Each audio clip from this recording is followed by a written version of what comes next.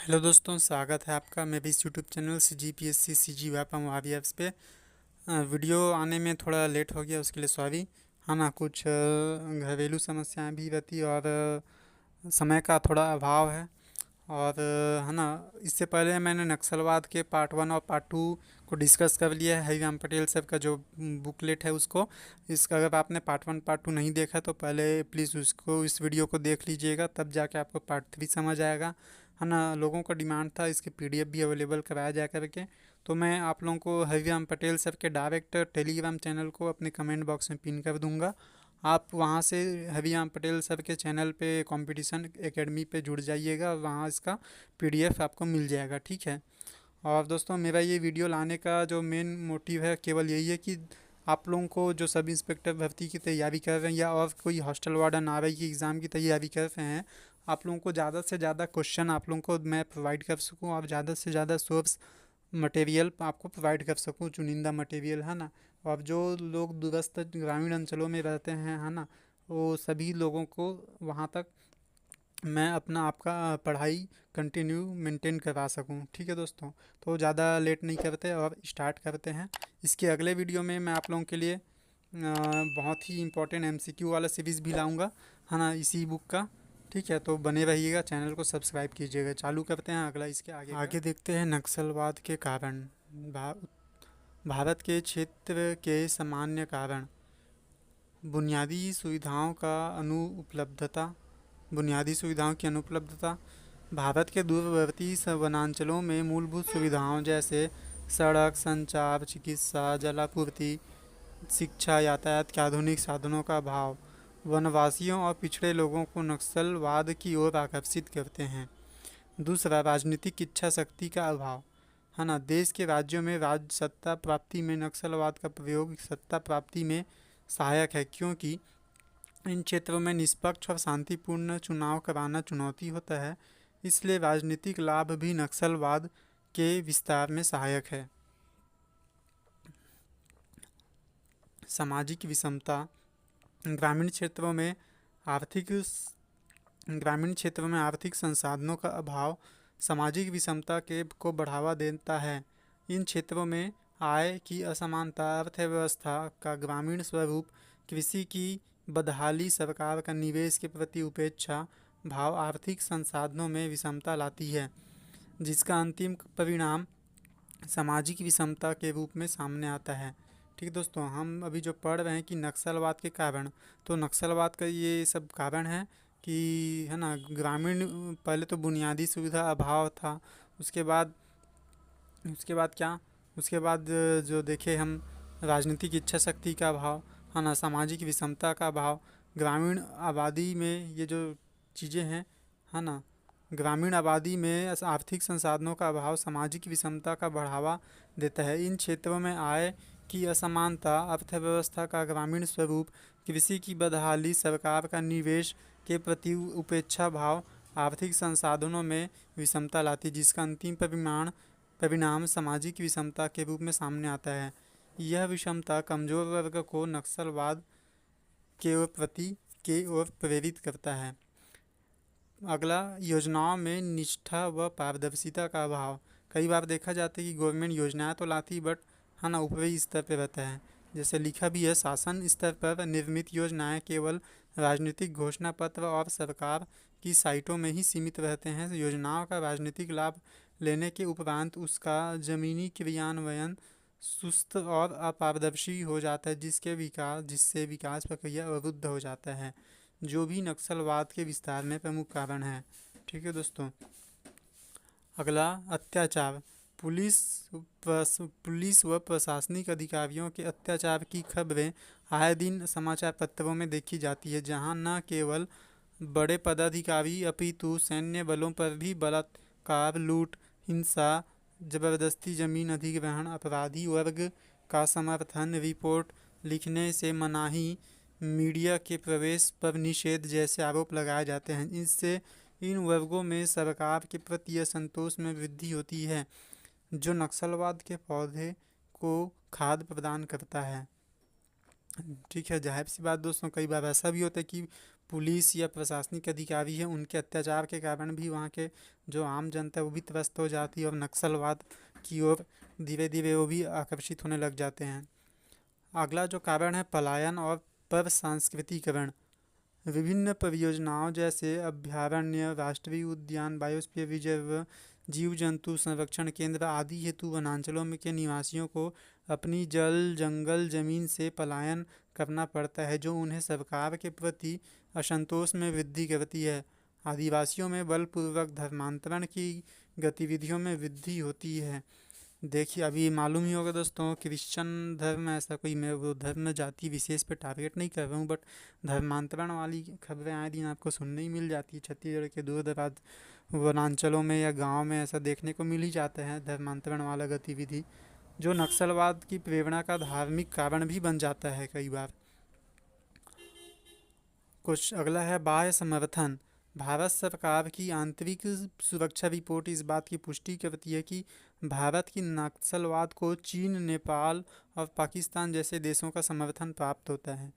ये देश भारत में हथियारों की तस्करी, नशीले पदार्थ का आयात निर्यात जिससे जैसे ड्रग्स, अफीम ऐसे पदार्थ शामिल होते हैं, जो नक्सलवाद की आर्थिक आधार प्रदान करते हैं। भारत सरकार ने नक्सलवाद और आतंकवाद के मध्य बढ़ती नज़दीकियों को भारी चुनौती करार दिया था।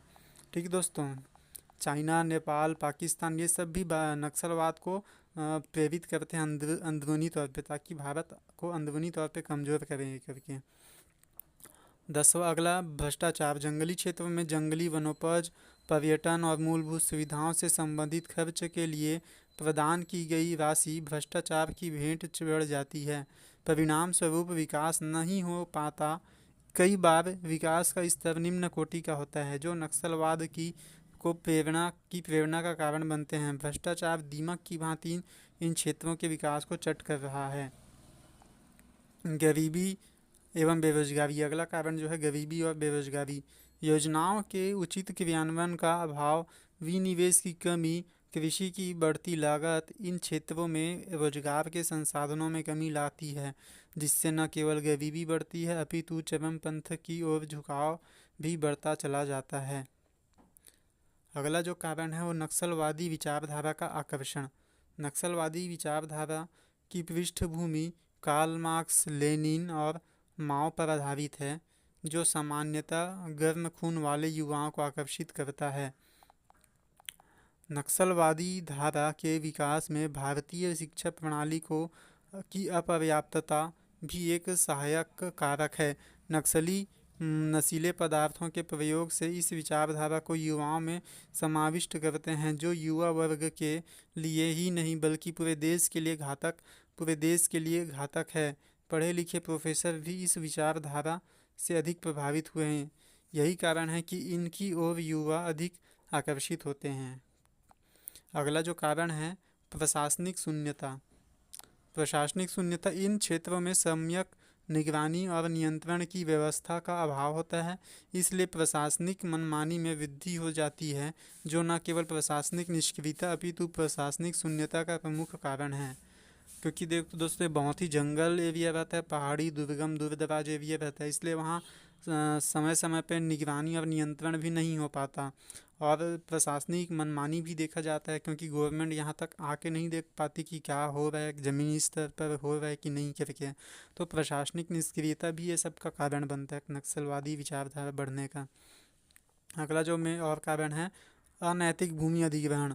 भोले भाले आदिवासी जल जंगल जमीन को ही अपना पूर्वज और आराध्य मानते हैं। यही कारण है कि न सरकार को आसानी से भूमि प्राप्त कर कठिन होता है, इसलिए भूमि अधिग्रहण के लिए अनैतिक और गैरकानूनी कदम उठाए जाते हैं।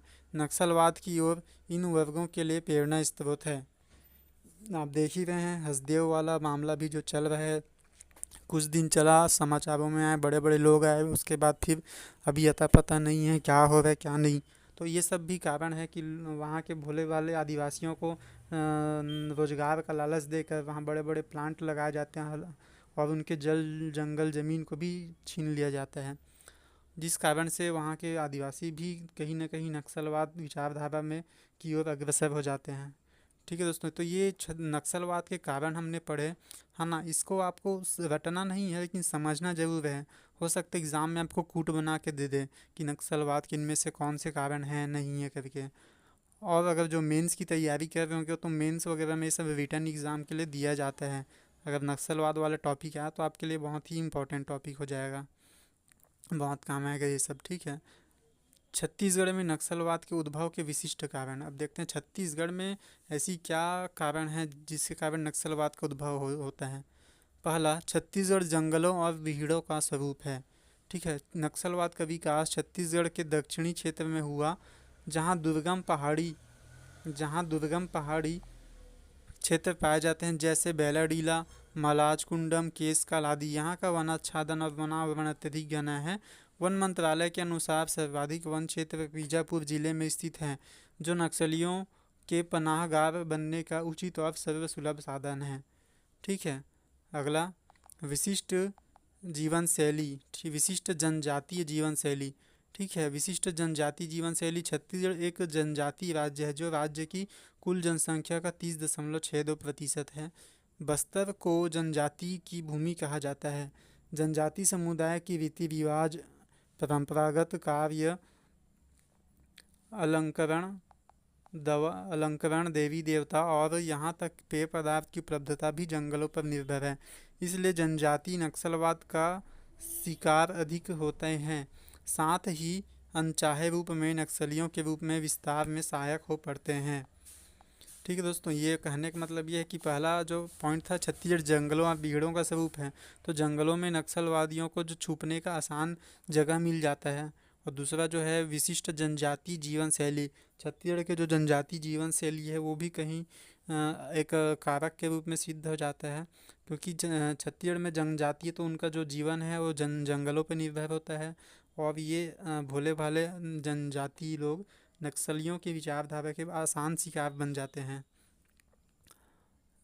छत्तीसगढ़ एक ट्रांजैक्शन राज्य के रूप में, छत्तीसगढ़ राज्य भारत संघ का हृदय प्रदेश है, जो उड़ीसा, झारखंड, मध्य प्रदेश, महाराष्ट्र, तेलंगाना, आंध्र प्रदेश जैसे राज्यों से घिरा हुआ है। इसलिए यह एक ट्रांजिशनल राज्य है। मतलब छत्तीसगढ़ जो बीच में हो, चारों ओर जो अच्छे कोर राज्य हैं उनके बीच में है। ठीक है, इसलिए एक ट्रांजिशनल राज्य है ना। चाहे घटना उड़ीसा में या झारखंड में या अन्य सीमावर्ती राज्यों में हो, छत्तीसगढ़ की उस घटना में प्रत्यक्ष अप्रत्यक्ष और तौर पर जुड़ाव अवश्य पाया जाता है। राज्यों के मध्य तालमेल की कमी क्रॉस बॉर्डर नक्सलवाद बढ़ाने में योगदान देते हैं। अशिक्षा, दक्षिण छत्तीसगढ़ में शिक्षा का स्तर अत्यधिक कम है, जो नक्सलवादी विचारधारा के बढ़ने के प्रमुख कारण है। उदाहरण के लिए 2 जिलों सुकमा बीजापुर में शिक्षा का प्रतिशत क्रमशः 34 और 40% है। ठीक है। नक्सलवाद की चुनौतियाँ, आगे है नक्सलवाद की चुनौतियाँ। आदिवासी जनता गरीबी और बेरोजगारी के कारण निचले स्तर की जीवन शैली जीने को मजबूर है, जिनके गरिमापूर्ण जीवन के लिए कार्य करना चुनौती है। स्वास्थ्य सुविधाओं का अभाव है, परिणाम स्वरूप इन क्षेत्रों में असामयिक मौत को रोकना चुनौती है। और शिक्षा, चिकित्सा सेवा, रोजगार के नए कानून बनाए जाते हैं, उन्हें उत्कर्ष की ओर ले जाने के बजाय परेशान अधिक करती है। चौथा, अलाभकारी खेती, भ्रष्ट व्यवस्था और असमानता जस की तस बनी हुई है, जो उन्हें विद्रोह करने के लिए प्रेरित करती है। बुनियादी ढांचे का अभाव, प्रशिक्षित मानव संसाधन और संचार सुविधाओं की कमी को दूर करना आज भी चुनौती है। अगला है, अंतर्राज्यीय सीमाओं में नक्सलवादी गतिविधियों पर नियंत्रण एक चुनौतीपूर्ण कार्य है। तो ये सब नक्सलवादी की चुनौतियां हैं। अगला है नक्सलवाद के समाधान के लिए चलाई जा रही योजनाएं। ठीक है। पहला, केंद्रीय स्तर पर। दोस्तों ये बहुत ही इंपॉर्टेंट टॉपिक है आप लोगों के लिए। एग्ज़ाम में अभी कहीं से क्वेश्चन बने ना बने, लेकिन इस टॉपिक से ज़रूर क्वेश्चन बनेगा, जो योजनाएं हैं। ठीक है, पहले पढ़ते हैं केंद्रीय स्तर पर, और फिर आगे पढ़ेंगे अपने राज्य स्तर छत्तीसगढ़ पर। ये जो पहला ऑप्शन है, पहला क्वेश्चन है, बहुत इंपॉर्टेंट है। ये जो पहला ये रोशनी कार्यक्रम है। ठीक है दोस्तों, प्रारंभ हुआ है रोशनी कार्यक्रम का 7 जून 2013। इसका जो डेट है आप बहुत इंपॉर्टेंट, वो एकदम याद रखिएगा, 7 जून 2013। आप अपना बर्थडे याद रखिए मत रखिए, लेकिन रोशनी कार्यक्रम का डेट या जरूर याद रखिएगा, 7 जून 2013। किसके द्वारा प्रारंभ हुआ है? केंद्र सरकार द्वारा केंद्र प्रवर्तित योजना के रूप में। तो एग्जाम में क्वेश्चन घुमा देता है कि ये रोशनी कार्यक्रम किसके द्वारा संचालित है। ऑप्शन ए केंद्र द्वारा, ऑप्शन बी राज्य सरकार द्वारा, ऑप्शन सी केंद्र व राज्य सरकार दोनों के द्वारा, ऐसा करके है ना। तो ये केवल केंद्र सरकार द्वारा है। कहाँ? वामपंथी उग्रवाद के से प्रभावित 9 राज्यों के 24 जिलों में। सम्मिलित राज्य कौन कौन से हैं? छत्तीसगढ़, झारखंड, बिहार, उड़ीसा, आंध्र प्रदेश, मध्य प्रदेश, पश्चिम बंगाल, महाराष्ट्र, उत्तर प्रदेश, है ना। और उद्देश्य क्या है इससे? रोशनी कार्यक्रम के उद्देश्य वामपंथी उग्रवाद से सबसे अधिक प्रभावित 24 जिला में ग्रामीण युवाओं और महिलाओं के लिए कौशल विकास एवं रोजगार दिलाना इस कार्यक्रम का मुख्य उद्देश्य है। ठीक है, ये रोजगार दिलाना, ग्रामीण विकास, ग्रामीण कौशल विकास एवं रोजगार दिलाना, ये इम्पोर्टेंट है। प्रावधान योजना के तहत, ये जो प्रावधान है ये बहुत इंपॉर्टेंट है। प्रावधान आप याद रखिएगा कि योजना के तहत 3 वर्ष 25,000 महिलाओं सहित 50,000 युवाओं को प्रशिक्षण प्रदान करके रोजगार दिलाना। दूसरा, इस योजना के तहत चुने गए युवाओं में कम से कम 50% महिलाएं होंगी और विशेष रूप से कमजोर वर्गों तथा जनजाति समूहों को प्राथमिकता दी जाएगी। ठीक है दोस्तों, ये इसका प्रावधान है। पात्रता, पात्रता बहुत इंपॉर्टेंट है, याद रखिएगा आप, है ना। 18 से 35 वर्ष के युवा एवं महिलाएं, 18 से 35 वर्ष, इसकी आयु याद रखिएगा, 18 से 35 वर्ष। वित्त पोषण, केंद्र और राज्य सरकार का वित्त पोषण कितना है? 75-25, मतलब चलाई जा रही है केंद्र सरकार द्वारा, लेकिन जो वित्त पोषण होगा यानी इसके जो खर्च होंगे वो दोनों मिल के नहीं उठाएंगे, है ना। केंद्र 75% खर्चा उठाएगा और राज्य सरकार जो है 25% खर्चा उठाएगा। छत्तीसगढ़, इस योजना की शुरुआत छत्तीसगढ़ के सुकमा जिले से हुई थी, ये इम्पोर्टेंट है। ठीक है, बहुत इंपॉर्टेंट है। और उसके बाद इस योजना के तहत वर्तमान में छत्तीसगढ़ के 8 जिले, है ना, वर्तमान में भी कितने 8 जिले सम्मिलित हैं। ठीक है, ये अभी जो नए जिले गठन हुए उसको छोड़ दीजिए, उसको भी मत गिनिएगा, इसको अगर क्वेश्चन में आ जाता है तो 8 जिले ही लीजिएगा। प्रारंभ में इस योजना के तहत छत्तीसगढ़ के 5 जिले सम्मिलित थे। ठीक है, बलरामपुर, बीजापुर, सुकमा, कांकेर और नारायणपुर। अगला है 8 सूत्रीय समाधान। 8 सूत्री समाधान कार्यक्रम।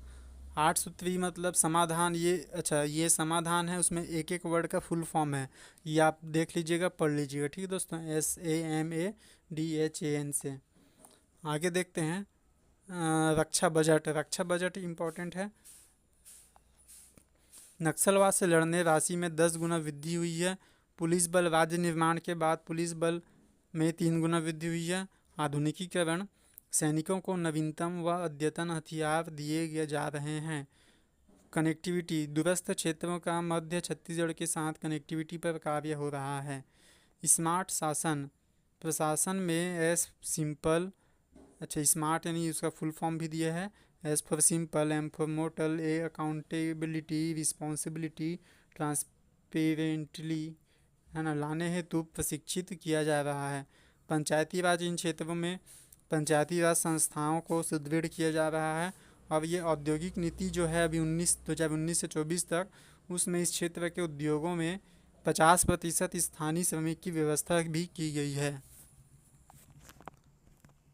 समन्वयात्मक समाधान, दूसरा जो है समन्वयात्मक समाधान। समन्वयात्मक समाधान का अभिप्राय केंद्र व राज्य सरकार के संयुक्त प्रयासों से नक्सलवादी गतिविधियों के नियंत्रण के लिए किए गए उपायों में से, है ना, किए गए उपायों में से जहां केंद्र के साथ राज्य सरकार व दो से अधिक राज्य सरकार के मध्य में किए जाने वाले समाधान से है। ठीक है, मतलब या तो केंद्र और राज्य सरकार के, है ना, केंद्र और राज्य सरकार के मध्य, या तो कोई 2 राज्यों के मध्य समन्वय बना के समाधान निकालने का ये कोशिश है। ठीक है, पहला है स्पीचलेस अभियान। स्पीचलेस अभियान की शुरुआत कब से हुई थी? 1971 से, है ना। किसके द्वारा हुई थी? भारतीय सेना तथा राज्य पुलिस, है ना, ने भाग लिया था। उपलब्धि, इस अभियान के दौरान लगभग 20,000 नक्सली मारे गए थे। ठीक है। दूसरा है ग्रीन हंट अभियान। इसकी शुरुआत हुई थी 2009 में। किसके द्वारा? पैरामिलिट्री बल तथा राज्य पुलिस द्वारा। राज्य छत्तीसगढ़, झारखंड और आंध्र प्रदेश, महाराष्ट्र में चलाया गया था। ठीक है। अगला जो है वो प्रहार। प्रहार इसकी शुरुआत कब हुई थी? 3 जून 2017। कहाँ से शुरुआत हुई थी? सुकमा जिले से। किसके द्वारा? केंद्रीय रिजर्व पुलिस बल के cobra but commando, Chhattisgarh police district reserve guard तथा इंडियन एयरफोर्स के एंटी नक्सल टास्क फोर्स द्वारा। यह अभियान चिंता गुफा पुलिस स्टेशन के क्षेत्र के अंतर्गत स्थित चिंता गुफा जंगल में चलाया गया, जिससे नक्सलियों का गढ़ माना जाता है। तो इस अभियान में दोस्तों ये सब जो अभियान है उसमें कम से कम आपको ये शुरुआत का जो डेट है उसको आप याद रखिएगा। ठीक है। और जो छत्तीसगढ़ के सुकमा ज़िले से हुआ था वो भी याद रखिएगा, क्योंकि अपने राज्य से स्टार्ट हुआ है। सिक्योरिटी रिलेटेड एक्सपेंडिचर योजना। सिक्योरिटी रिलेटेड एक्सपेंडिचर योजना गृह मंत्रालय ने 9 नक्सल प्रभावित राज्यों में 415 करोड़ की राशि का निर्धारण 2012-13 में किया था। वर्तमान में 103 जिले जो नक्सलवाद से ग्रसित हैं उन्हें इस योजना में शामिल किया गया है। छत्तीसगढ़ राज्य से 14 जिलों को शामिल किया गया है। दोस्तों यहाँ से बस इतना क्वेश्चन बन सकती है कि सिक्योरिटी रिलेटेड एक्सपेंडिचर में छत्तीसगढ़ राज्य से कितने जिले शामिल किए गए हैं, और वर्तमान में भी 103 हैं, उनमें छत्तीसगढ़ से 14 जिले हैं। पुलिस बल आधुनिकीकरण योजना। पुलिस बल आधुनिकीकरण योजना प्रधानमंत्री के नेतृत्व में सरकार ने व्यापक पुलिस बल आधुनिकीकरण योजना को जारी रखने को आज्ञा दी है। यह मंजूरी राज्यों एवं केंद्र शासित प्रदेशों को के पुलिस बलों को आधुनिक बनाने एवं उनके कामकाज में सुधार लाने को केंद्रीय गृह मंत्री के पहल को आगे ले जाएगी। MPF में वे सभी संबंधित योजनाएं हैं जो 26,275 करोड़ रुपए की कुल केंद्रीय वित्तीय लागत से आधुनिकीकरण को आगे ले जाएगी। MPF में वे सभी है ना और एवं सुधार में सहायता करेगी। मंत्रालय का कहना है कि यह व्यवस्था अंदरूनी कानून व्यवस्था तथा पुलिस द्वारा आधुनिक प्रौद्योगिकी को अपनाने के तहत की गई है ना। इसके अंतर्गत क्या क्या होगा? और पुलिस बल आधुनिकीकरण योजना। पुलिस बल आधुनिकीकरण योजना के अंतर्गत क्या क्या है? पहला, यह राज्यों और केंद्र शासित राज्यों में पुलिस सुरक्षा बलों के आधुनिकीकरण और सुधार के लिए योजना है। और बता दें कि यह अगले 5 साल यानी 2021-22 से 2025-26 तक ही जारी रहेगी। इस योजना के लिए केंद्र की ओर से कुल 26,275 करोड़ रुपए का वित्तीय कोष दिया जा रहा है। इस योजना के अंतर्गत कानून व्यवस्थाएं, आंतरिक सुरक्षाएं पुलिस द्वारा आधुनिक तकनीक को अपनाने तथा राज्यों और केंद्र शासित प्रदेशों को नशीले पदार्थों के नियंत्रण में सहायता करने का नियम बनाया गया है ना। 5वां है, इस योजना का उद्देश्य भारत में एक मजबूत फोरेंसिक सेटअप डेवलप करके आपराधिक न्याय प्रणाली को मजबूत करना है। राज्य पुलिस बलों के आधुनिकीकरण के लिए केंद्र सरकार 4,846 करोड़ रुपए देगी।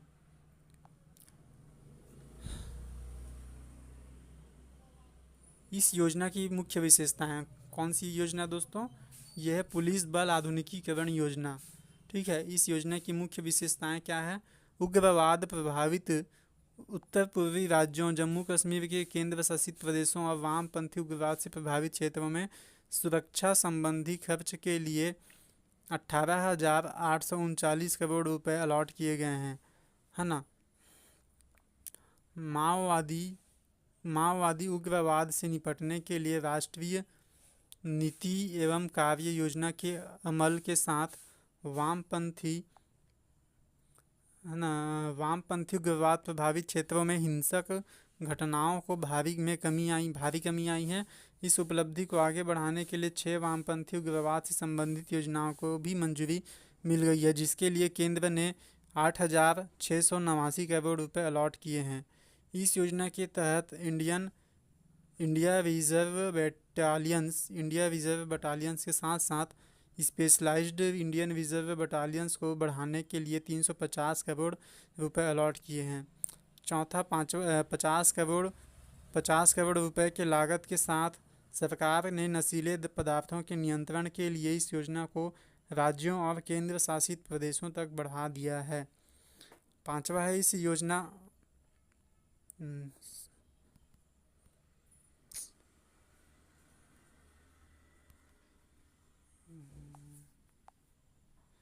माफ़ कीजिएगा। पांचवा है इस योजना के तहत पुलिस थानों को अपराध और अपराधियों के रिकॉर्ड का एक राष्ट्रीय डेटाबेस स्थापित करने के लिए एकीकृत किया गया जा रहा है। उन्हें आपराधिक न्याय प्रणाली के अन्य स्तंभों जैसे जेलों, अभियोजन कार्यालयों और फोरेंसिक विज्ञान प्रयोगशाला से भी जोड़ा जा रहा है।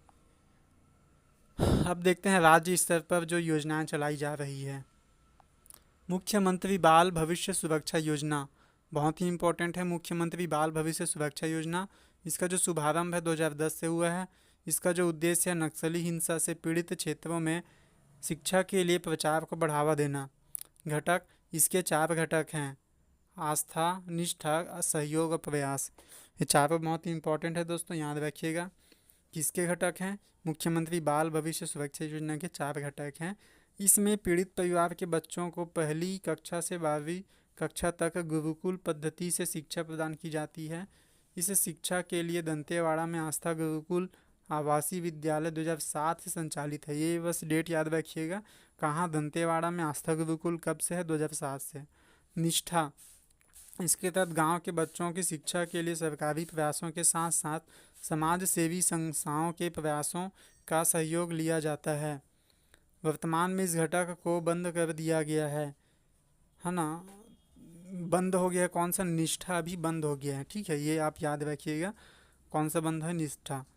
सहयोग के अंतर्गत नक्सल हिंसा से बेसहारा हुए बच्चों को कॉलेज स्तर तक की पढ़ाई सुविधा देने का प्रावधान है। प्रयास, यह एक कोचिंग पहल है, अनुसूचित जनजातियों के लिए संचालित है। पात्रता, नक्सल प्रभावित जिले नक्सल प्रभावित इलाकों के 10वीं में प्रथम श्रेणी में उत्तीर्ण छात्र। प्रावधान, विज्ञान एवं गणित के साथ कक्षा 11वीं एवं 12वीं कक्षा तक की निःशुल्क शिक्षा प्रदान करते हुए राष्ट्रीय स्तर के तकनीकी एवं मेडिकल कॉलेज में प्रवेश के लिए निःशुल्क कोचिंग प्रदान की जा रही है। ये राज्य स्तर पर मुख्यमंत्री बाल भविष्य सुरक्षा योजना दोस्तों। शायद अभी हो सकता है आप लोगों को याद करने में प्रॉब्लम जा रहा होगा, कन्फ्यूजन जा रहा होगा, क्या पढ़े हैं क्या नहीं, एकदम थ्योरी है। बट आगे इसके 100 इंपॉर्टेंट क्वेश्चन और करेंगे, ठीक है। अगले वीडियो में 100 इंपॉर्टेंट क्वेश्चन ला दूंगा, क्योंकि ये भी वाला वीडियो बहुत लंबा हो जाएगा आप लोगों के लिए, है ना। कहाँ पे पढ़े थे हमने? प्रयास तक। संस्था है ना। राज्य में 9 प्रयास बाली विद्यालय, ये इम्पोर्टेंट है। कितने? 9 प्रयास इम्पोर्टेंट। आप जो प्रथम वाले बस याद रख लीजिएगा। प्रथम बालक वाला जो है 2010 में रायपुर में, और प्रथम बालिका वाला 2012 में रायपुर में, ठीक है, ये बस याद रखिएगा।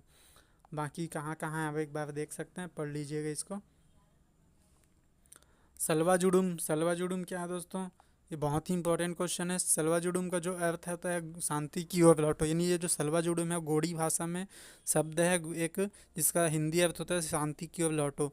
किसके द्वारा चलाया गया था? ये महेंद्र वर्मा। इनका और क्या बोलते हैं? बस्तर का टाइगर बोलते हैं महेंद्र वर्मा जी को।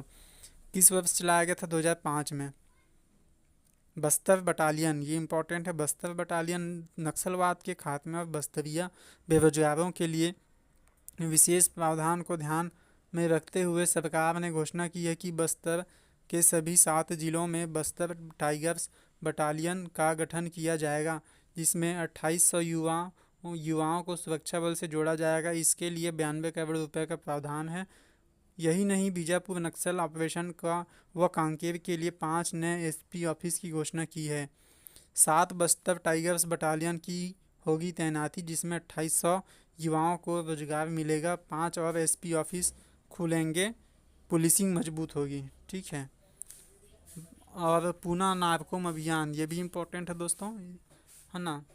पूना नारकोम अभियान अर्थ क्या है? पूना नारकोम अभियान चला रही है। पूना नारकोम क्षेत्रीय बोली गोड़ी का शब्द है, जिसका हिंदी अनुवाद होता है नई सुबह। ठीक है, ये इम्पोर्टेंट है। पुनः जैसे सलवा-जुड़ुम गोंडी भाषा था, उसका हिंदी अर्थ क्या था, शांति की ओर लौटो। वैसे ही पूना नारकोम भी एक गोंडी भाषा का शब्द है जिसका हिंदी अर्थ है नई सुबह। ठीक है, तो ये जो चालू हुआ था पूना नारकोम कहाँ, कौन से क्षेत्र से, सुकमा क्षेत्र से। ठीक है, सुकमा जिले से।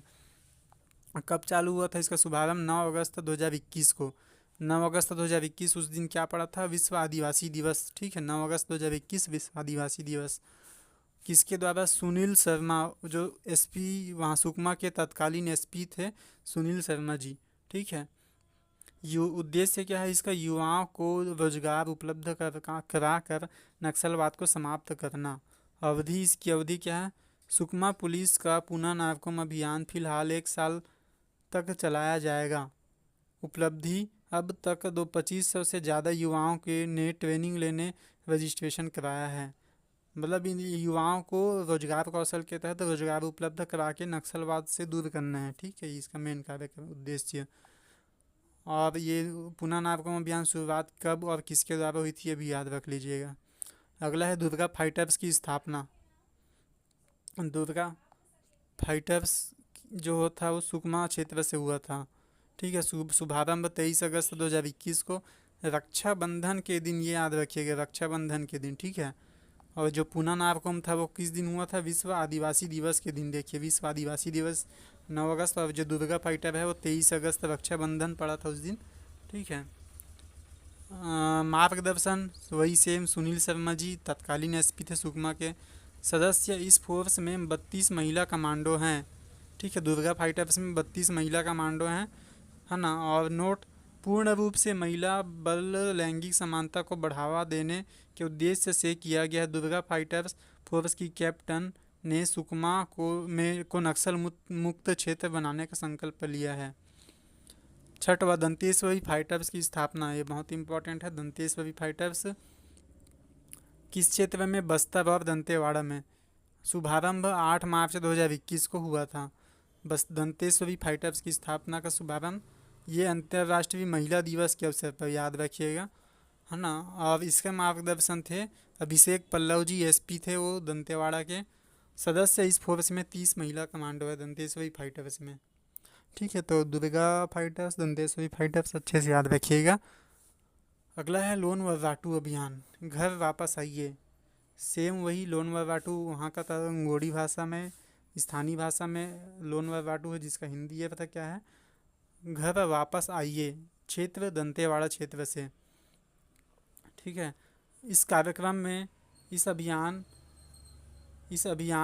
से ग्रामीणों को जोड़ने पुलिस ने आत्मसमर्पण, फायदे के बैनर पोस्टर के साथ ही नक्सलियों के नामों की लिस्ट भी जारी की है। जिले के हर ग्राम पंचायत में लगाया है। ठीक है, आगे है दूसरा, लोन वर्राटू अभियान के तहत आदिवासी ग्रामीण लगातार नक्सल संगठन छोड़कर मुख्य धारा से जुड़ रहे हैं। तीसरा है, इस अभियान में जो भी नक्सली सरेंडर कर रहे हैं उनके लिए पुलिस और जिला प्रशासन उन्हें तत्काल रोजगार की व्यवस्था कर रहा है। चौथा है, सरेंडर नक्सलियों से बिल्डिंग, स्कूल, सड़क और पुल का निर्माण कराया जा रहा है। ये भी अच्छा एक ऑप्शन है दोस्तों, है ना। आगे है बस्तर चो आवाज़ अभियान। ठीक है, बस्तर चो आवाज़ अभियान, जिसका अर्थ है गोड़ी में बस्तर त माटा, है ना। हल्बी में बस्तर चो आवाज़ के नाम से अभियान चलाया जा रहा है। अब किस क्षेत्र में होगा? जाहिर सी बात है, बस्तर क्षेत्र में होगा। आगे है विशेष, इसके प्रावधान है, इसके तहत स्थानीय लोगों को विकास विरोधी चेहरे का उजागर करने के लिए स्थानीय भाषा में नक्सलियों के काले कारनामे क्या विभिन्न पोस्टर के माध्यम से जन जागरूकता रूबरू कराई जा रही है। 9वां है विशेष सुरक्षा बलों की तैनाती। केंद्र व राज्य सरकार के विशेष सुरक्षा बल संवेदनशील क्षेत्रों में नियुक्त किए गए। 10वां है पुलिस हाउसिंग कॉरपोरेशन। राज्य सरकार पुलिस थानों, कर्मचारी आवास गृहों आदि का निर्माण नक्सल प्रभावित क्षेत्र में पुलिस हाउसिंग कॉरपोरेशन की मदद से कर रही है। 11वां है सहायक सशस्त्र पुलिस बल अधिनियम 2011। इसके तहत बस्तर क्षेत्र के युवाओं को सशस्त्र पुलिस बल अभियान में शामिल किए जाने की योजना है, जिसमें अब तक 4,000 से अधिक युवा शामिल हो चुके हैं। अगला नंबर 12, पर्याप्त सुरक्षा एवं पुनर्वास कार्य योजना।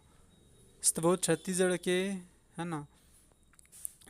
आप इसमें देख लीजिएगा, पर्याप्त सुरक्षा एवं पुनर्वास कार्य योजना, मंत्रालय, गृह मंत्रालय, रायपुर। आदेश क्रमांक ये और दिनांक आप पढ़ सकते हैं इसमें। इसमें, है ना, इसका जो इम्पोर्टेंट चीज़ है ये प्रावधान की इस आदेश में छत्तीसगढ़ सरकार ने नक्सल पीड़ित व्यक्तियों, परिवारों, आत्मसमर्पित नक्सलियों को समाज की मुख्य धारा से जोड़ने की कार्य योजना को स्वीकृत किया है, जिसके तहत पर्याप्त सुरक्षा एवं पुनर्वास के कार्य योजना बनाई है, जो निम्न है। पहला, नक्सल पीड़ित व्यक्ति या परिवार के आशय।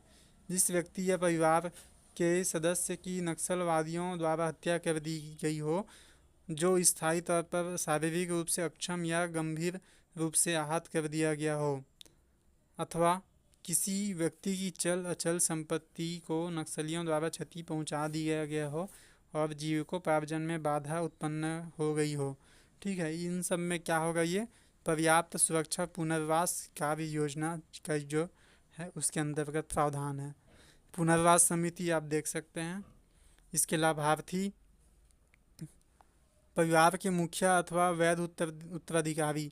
आवेदन प्रस्तुति, नक्सल पीड़ित एवं आत्मसमर्पित व्यक्ति सभी दस्तावेजों सहित पुलिस अधीक्षक को आवेदन प्रस्तुत करेंगे, जिसका परीक्षण करके एसपी कलेक्टर को अग्रेषित करेगा।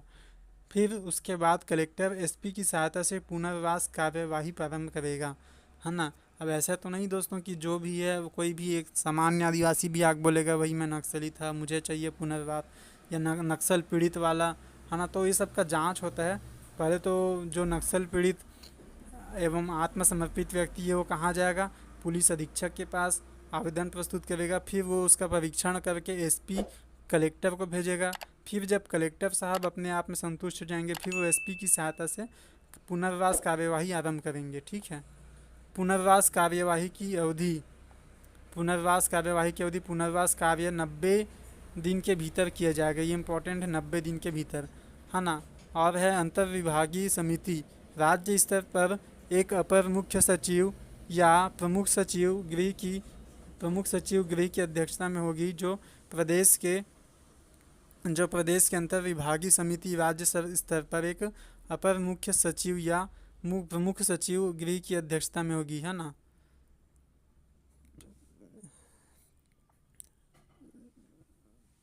आगे है प्रकरण निराकरण, पुनर्व्यवस्थापन प्रकरण का नियंत्रण, है ना। पुनर्व्यवस्थापन प्रकरण का नियंत्रण 60 दिन के भीतर अंतर्विभागीय समिति करेगी। आत्मसमर्पित नक्सली का परीक्षण। इस बात का परीक्षण राज्य सरकार करेगी कि नक्सली द्वारा नक्सलियों के विरुद्ध कार्यवाही में राज्य को कितना योगदान दिया गया। पुनर्वास अनुदान की शर्तें। नक्सल पीड़ित व्यक्तियों या परिवारों के द्वारा आत्मसमर्पित किए जाने पर निम्न शर्तों का ध्यान रखना होगा। उम्र, शिक्षा, सामाजिक आर्थिक पृष्ठभूमि। ये दोस्तों ये इम्पोर्टेंट हो सकता है आप लोगों के लिए। सामाजिक आर्थिक पृष्ठभूमि, व्यवसाय का मापदंड, किसके लिए पुनर्वास के लिए स्वीकार करना चाहता हो, पुनर्वास की विस्तृत योजना। इनाम की राशि का निर्धारण। भाई हमने सुना है क्या ना कि इतने लाख की इनामी नक्सली आज सरेंडर किए, है ना। ये सब भी तो इनाम की राशि का निर्धारण कैसे किया जाता है। आत्मसमर्पित नक्सली द्वारा उपलब्ध कराई गई सहायता राशि के आधार पर समस्त राशि अथवा आंशिक राशि का निर्धारण किया जाएगा। यदि उन्होंने नक्सल विरोधी अभियान में सहयोग किया है तो उन्हें रोजगार प्रोत्साहित करने के उद्देश्य से 5,000 की राशि सहयोग के रूप में दी जाएगी। मतलब अगर किन्होंने सहयोग भी किया है, उन्होंने नक्सल विरोधी अभियान में सहयोग भी किया था तो उन्होंने और वो सरेंडर करते हैं तो उन्हें प्रोत्साहित करने के लिए उद्देश्य से 5,000 की राशि सहयोग के रूप में दी जाएगी, है ना। राशि का निर्धारण जिला स्तर पर गठित समिति द्वारा की जाएगी। मतलब है ना, एक तो वो नक्सली जो खुद किसी बड़े कांड में शामिल थे और दूसरे कि जिन्होंने सहयोग भी किया था, है ना। तो जो सहयोग भी किए थे और वो नक्सली वाले थे और समर्पित करते हैं आत्मसमर्पित, तो उनको 5,000 प्रोत्साहन दिया जाएगा। और जो नक्सली जो खुद किसी बड़े कांड में शामिल थे और है ना, तो उनको जितनी राशि उन पे वो रहेगी इनामी राशि वो भी दिया जाएगा आत्मसमर्पित करते हैं तो। अब ये इनामी राशि कितना, वो देखिए, शस्त्रों के साथ समर्पण किए जाने पर स्वीकृति राशि, यदि LMG ये कोई हथियार है, LMG हथियार के साथ वो समर्पित करते हैं तो 3 लाख, और AK-47 राइफल के साथ समर्पित करते हैं आत्मसमर्पित तो 2 लाख, SLR राइफल के साथ आत्मसमर्पित करते हैं तो 1 लाख, 303 राइफल के साथ अगर वो आत्मसमर्पित करते हैं तो 50,000, और 12 बोर बंदूक के साथ आत्मसमर्पित करते हैं तो 20,000 की राशि उनको मिलेगी, है ना। पुनर्वास योजना का लाभ, यदि आत्मसमर्पित नक्सली दंपति अर्थात पति पत्नी समर्पण करे तो 1 इकाई माना जाएगा और 1 इकाई अनुरूप लाभ दिया जाएगा। विभिन्न विभागों के अनुसार योजना का लाभ, ग्रामीण विकास विभाग आत्मसमर्पित नक्सलियों को जिला या विकास खंड के आधार पर एक APL परिवारों को दी जा रही लाभ में कलेक्टर की सहायता से प्राथमिकता प्रदान करेगा। दूसरा, कृषि योग्य भूमि का आवंटन, आत्मसमर्पित नक्सलियों को निवेदन किए जाने पर उन कृषि योग्य भूमि की उपलब्धता भी सुनिश्चित की जाएगी। तीसरा है शहरी क्षेत्रों में पुनर्वास, आवास और स्वरोजगार की प्राप्ति हेतु आत्मसमर्पित नक्सलियों को योजनांतर्गत प्राथमिकता के आधार पर लाभ प्रदान किया जाएगा। चौथा है शिक्षक के रूप में नियुक्ति, यदि आत्मसमर्पित नक्सली शिक्षित कर्मचारी या शिक्षित शिक्षक नियुक्त होने की पात्रता रखता हो तो उसे कमजोर जनजाति समूह PVTG के आधार पर नियुक्ति में प्राथमिकता दी जाएगी। पांचवा है होमगार्ड के रूप में नियुक्ति, यदि आत्मसमर्पित नक्सली अथवा पीड़ित शासकीय सेवा में नियुक्त करने का पात्र हो तो उसे होमगार्ड के रूप में नियुक्त किया जाएगा। नक्सली विरोधी अभियानों में विशेष सहयोग पर, यदि कोई नक्सली विरोधी अभियान जो चलाया जाता है गवर्नमेंट की तरफ से, उसमें अगर विशेष सहयोग करता है तो उसे उसकी संपत्ति और प्राणों की रक्षा के लिए पुलिस महानिरीक्षक, पुलिस अधीक्षक, पुलिस विभाग के अधीन न्यूनतम पदों अर्थात आरक्षक, अर्दली या उसके समकक्ष पदों पर होमगार्ड आदि के रूप में नियुक्त किया जा सकेगा, बशर्ते उसे ने नक्सलियों के विरुद्ध मुठभेड़ में पुलिस का सहयोग किया हो।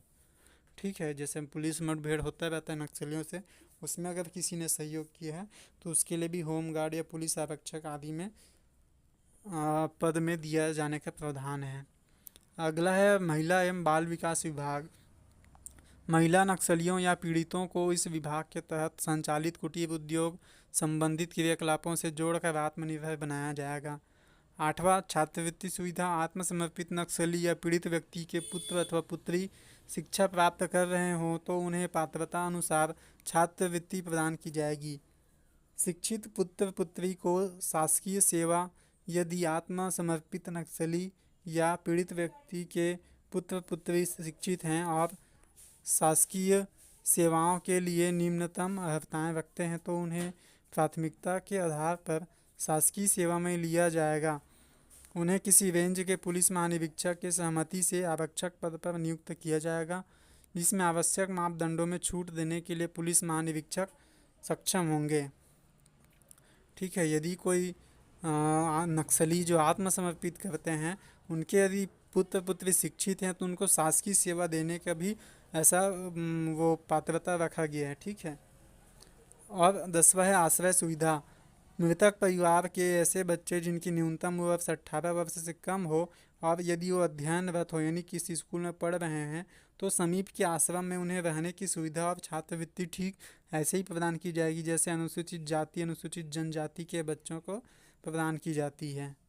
ठीक है दोस्तों, हाँ तो दोस्तों ये हमने फाइनली अभी किया, वीडियो काफ़ी लंबा हो चुका है तो ज़्यादा देर नहीं लगाते है ना। आगे अगले वीडियो में नक्सलवाद से संबंधित जो वस्तुनिष्ठ है वो पढ़ेंगे।